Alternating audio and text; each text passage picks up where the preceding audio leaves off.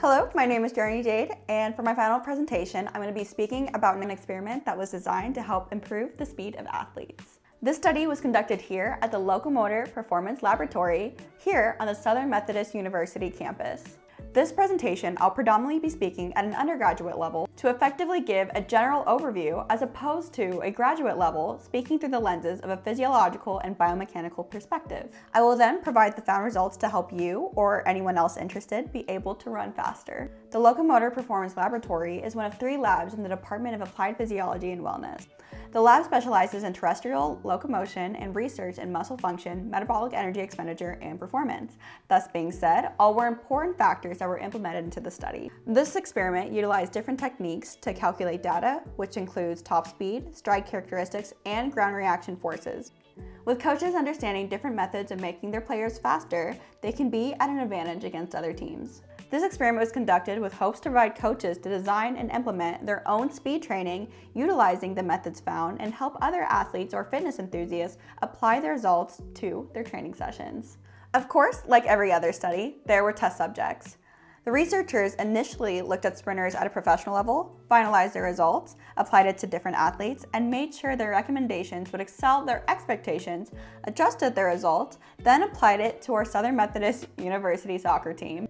And when they found that their results were consistent through athletes at a collegiate level and professional level, they began to apply it to other sports pertaining sprinting or other explosive movements. So what makes the average human so slow? Peter J. Wayan, a biomechanics researcher, physiologist at SMU, and lead author of the 2010 study we are discussing, stated, "Our running speed is limited because we are in the air for most of our stride. During the brief moments that our feet are touching the ground, we have to exert a lot of force."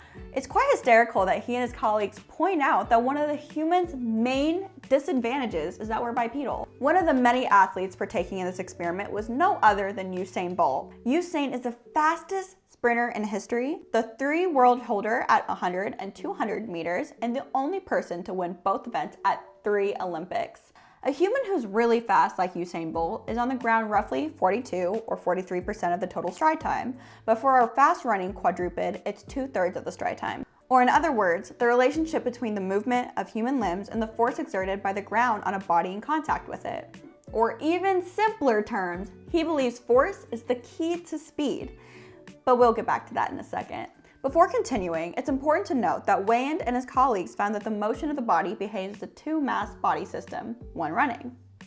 Mass 1 being from the knee and down, which consists of the lower ground contacting limb, and mass 2 consists of the rest of the body. Essentially, this model was designed to determine someone's top speed. This was a major breakthrough for the scientific community because before this, force to time waveform models included 4 or more mass components as opposed to 2. And when I mean more, I mean the average amount of input variables for studies pertaining to vertical reaction force, speed, or athletic acceleration was 14 mass components.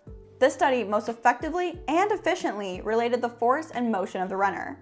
Since the model deemed itself to be so simple, this allowed coaches and athletes all over the world to utilize the methods offered in this experiment. As stated by Wayand and his associates, we conclude that the motion of 2 anatomically discrete components of the body's mass is sufficient to explain the vertical ground reaction force to time waveform patterns observed during human running. This is basically fancy talk that the body can act as a 2-mass system.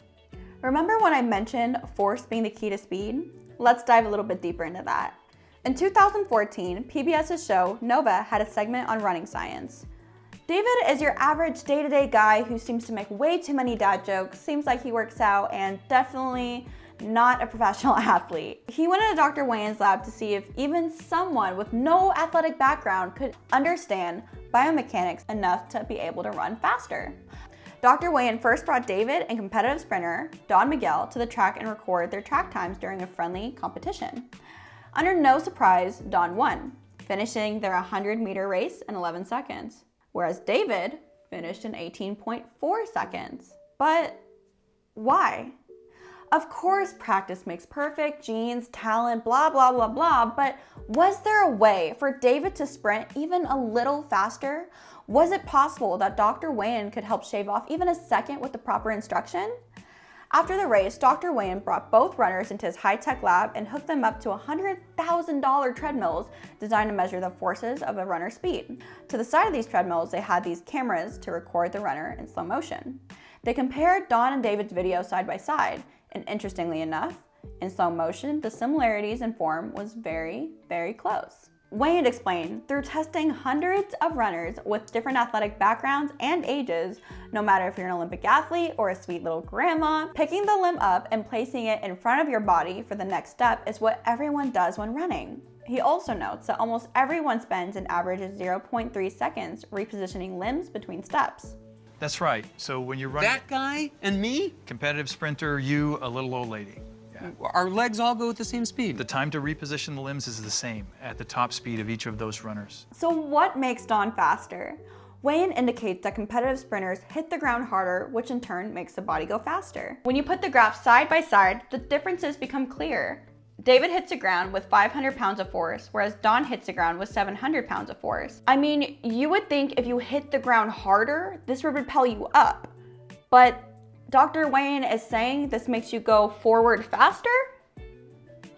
In the acceleration portion of a race, runners tend to lean forward so they can push backward.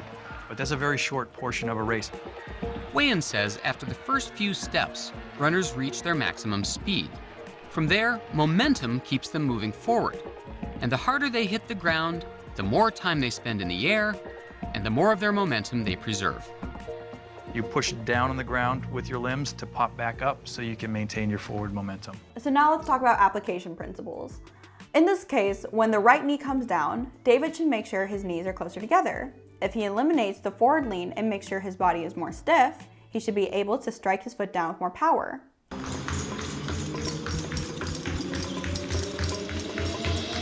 Good. The peak forces before were running at about 450 pounds per step. The peak forces after are well over 500, 525 to 550. So that's a dramatic improvement in a matter of minutes just from implementing a short set of instructions. Wow, that's amazing. If you can do that for the entire race, you should come down by at least a half a second to a second.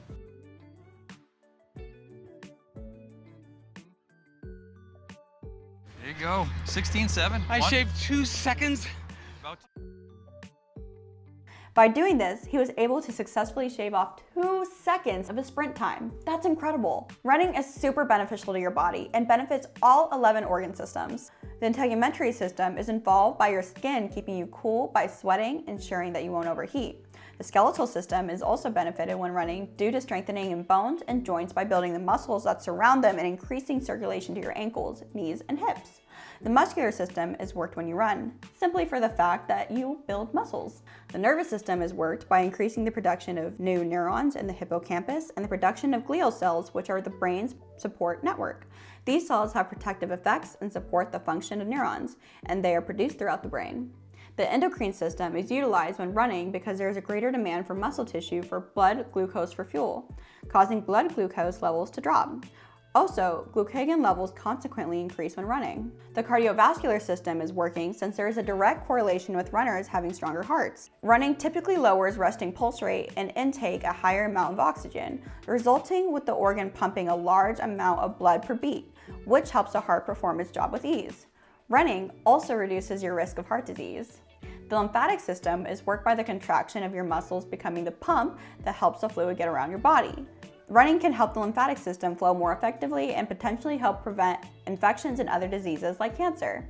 The respiratory system is affected when running since there is an increase in physical activity and the muscle cells respire more than they do when the body's at rest. Also, the rate and depth of breathing increases. This makes sure that the oxygen is absorbed into the blood and more carbon dioxide is removed from it. The digestive system is worked when running because it improves gut health. This happens when they increase blood flow to the organs, including the gastrointestinal tract. This results in stronger intestinal contractions and more digestive enzymes. And finally, the reproductive system is utilized since running decreases abdominal fat, blood glucose, blood lipids, and insulin resistance. It also shows improvements in menstrual cyclicity, ovulation, and fertility. Running is often correlated with the decrease in testosterone levels and free androgen index, FAI, and increases in sex hormone binding globulin, SHBG. I chose this topic because I am currently pursuing a major in physiology with a focus in health management and a minor in biology. I found that physiology is the preeminent scientific discipline of central importance in medicine and related health sciences. It provides a meticulous understanding of how the body functions, which will allow other healthcare professionals to implement effective treatment of abnormalities or disease states. Understanding the physics behind how we run can help us more efficiently turn the energy from our muscles into speed. Thank you.